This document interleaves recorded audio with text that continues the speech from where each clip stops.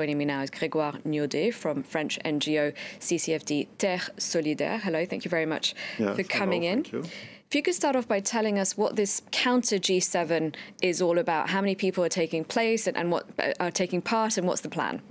Yeah, this counter-G7 is a citizen initiative to contest the legitimacy of the G7, because the G7 is only about seven of the most rich countries of the world, but all the decisions, it's not a place to take decisions. There's the UN system is there for this, and we contest the fact that these rich countries want to decide for the whole planet, and so especially because they are leading some the rules and practices of the neoliberalism doctrine, and it has several damages on justice, on inequality, on climate. And so this Alter G7 is also to bring citizen initiatives, citizen analysis and propositions to show that another world is possible, and to show that another system, another development model is possible, and it's not the rich countries which hold all the big multinational companies who can do this.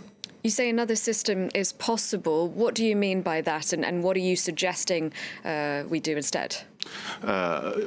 We have to bring a model which is based on human rights, which is based also on the fact that profit is not the only objective for economic activities, and that tax evasion, for example, should not be allowed, not only on digital companies, which is what is discussed now around the G7 and the OECD, but it concerns all the sectors, and also it impacts a lot of other countries. And at this moment, the G7 is trying to decide on these rules within the OECD, but it concerns all the countries all over the planet which are not at the table of the decisions.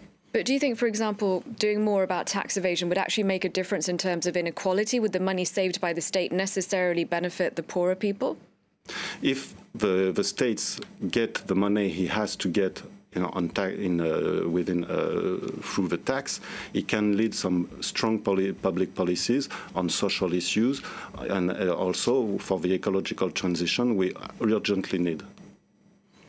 Okay, I'm afraid we have run out of time. Thank you very much indeed for coming in, though, Grégoire, to tell us about this counter-G7 that got underway yesterday and will last a few more days until that G7 gets underway.